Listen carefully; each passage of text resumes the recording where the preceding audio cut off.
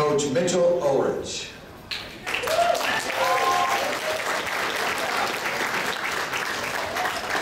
Coach Mitchel Ulrich, only one school, Mendon High School, 32 years, 11 state championships, 1 state runner-up, 3 undefeated seasons, unscored upon in the playoffs in 1989 and 1993.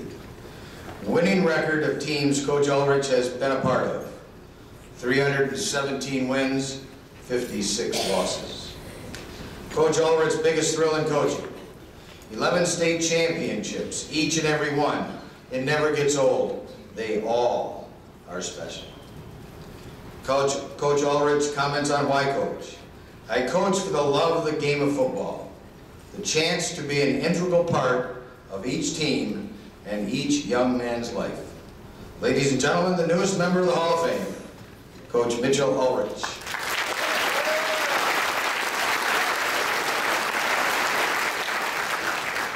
Well, believe me, we were talking over here, and I'm going to be the shortest one up here because they said if we don't get to the bathroom pretty soon, we're all going to be in trouble.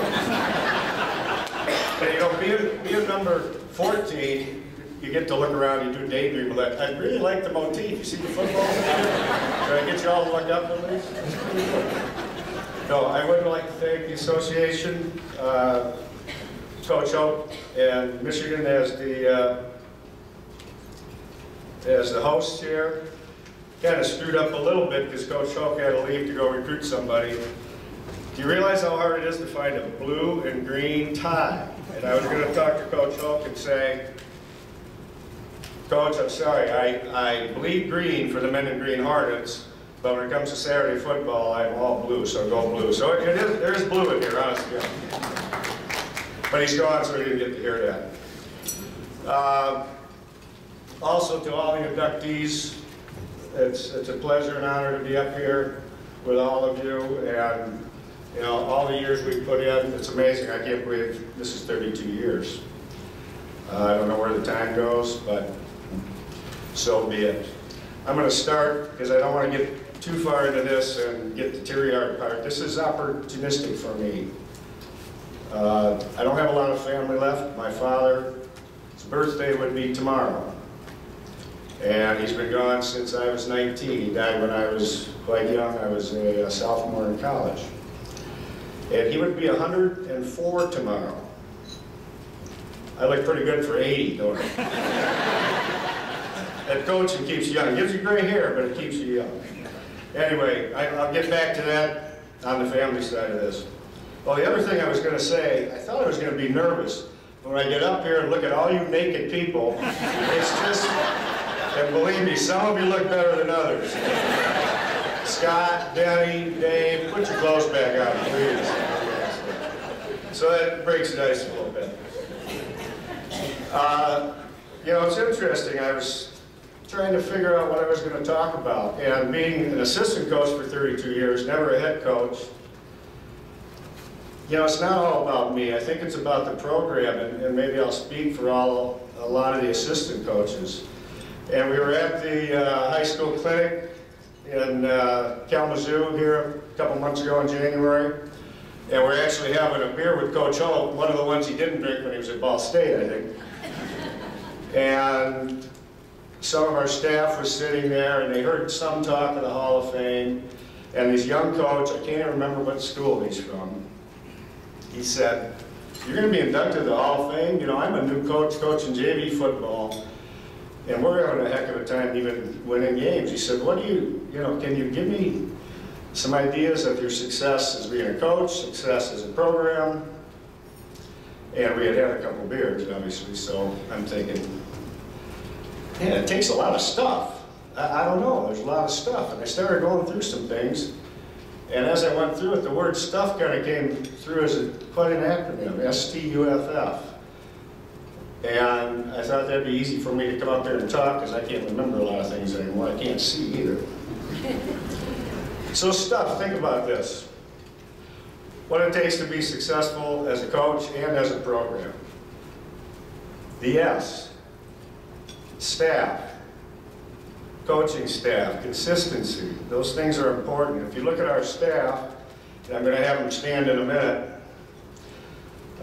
Two Hall of Fame coaches, I'm the third one now. Coach Bob Kreitz is not here, he's retired. Well, he's been retired for about 80 years, but he's in Florida now. 47 years of coaching. He was the first inductee in '94 from Mendon. Coach John Schwartz was inducted in 2000, 37 years coaching.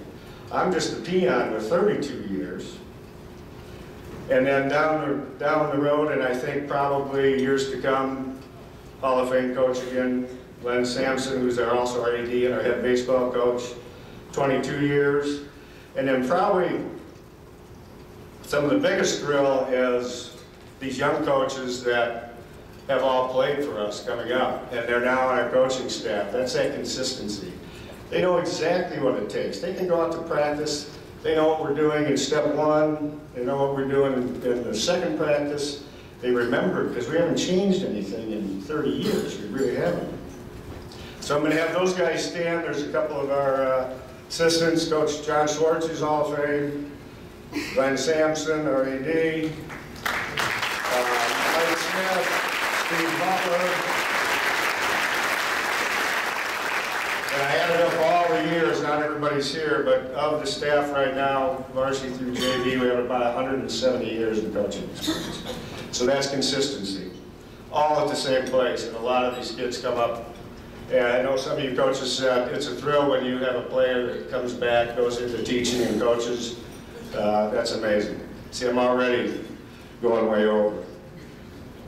T, S-T-U-F-F, T, tradition. I'm not sure when it started in Mendon. We had good teams in every decade, back in the 50s and the 60s and so forth. You need a lot of good tradition, certainly, and you have to perpetuate that to be successful.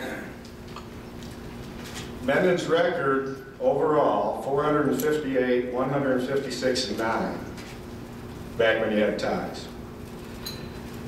We were 8th overall in the state in overall wins. We're 3rd overall in playoff wins.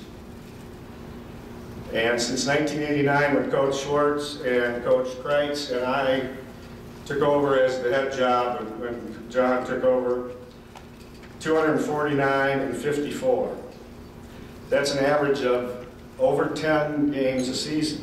And there's some seasons, because of scheduling, we didn't play 9. And some of these things just amaze me. I've got a little visual aid here too that talks about this tradition. And I was going to talk to the Michigan staff, because we borrowed this from Bo Schembecker. Those who stay will be champions, and it has our state champions on there. Think about this. This just amazes me. I can't connect the dots all the way back to '82 when we won the first state championship. But if you go back to 1986, and if you were a freshman at Mendon, now keep in mind we're a small school. So if we get to the playoffs, we ask any and everybody from 9th grade on if they want to come and participate in part of the team. Go back to 1986. If you were a freshman at Mendon High School and you stayed, means you had to stay and play 4 years, you became a champion. You were part of a team that played either in the Silver Dome or Ford Field. Every single kid. It just amazes me. It amazes me. And it's thrilling to talk about. It's hard to believe that that has been accomplished. Stuff, S-T-U-F-F. You, and I won't dwell on this, those are the unknowns. You know, whether you get that stud kid that moves in from somewhere else, or you get the kid that moves out, so you're unlucky, you need a little bit of luck. Those are all the things, coaches, you know, unknowns we can't control. And then finally, S-T-U-F-F, the last 2 F's.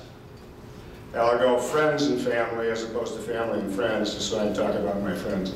Every program, every coach, every community needs friends of the program. You have people that donate money, people that give you moral support, friends that give coaches support when things aren't going real well. And we've had years they don't go well. we've got to have friends. I have a bunch of friends here. Actually, I want to mention two. They're my classmates, Dave Moats, Dave Stand Up, and Wayne McLaughlin. And we played in London in 1974, first year of the playoffs. Excuse me, 75. First year of the playoffs. We don't want to mention 74, do we? It wasn't very good. 75, we lost the game. Coaches, you'll figure this one out. On the inadvertent whistle, the famous play, we scored, there was an inadvertent whistle, we lost the game, and we did make the playoffs the first year. Not a good thing. The rest of my friends, I've got a bunch of people here, too many to mention, and I'll go to my family, the most important part. I talked about my father being gone, my mother's passed away in 95. I'm sure they're up there and proud that I'm here. My one and only sibling, my brother, Rick Ulrich, and his son, Adam, and girlfriend, Jenny. Lives in Ann Arbor, so this is an easy drive. And my sister-in-law, Jean Marie. Okay. And part of my new family here, my girlfriend of a year, Melissa Bruley. She's going to kill me, but we met on internet dating. Stand up, Melissa, so they make sure you're real. See, she's real. She's really here.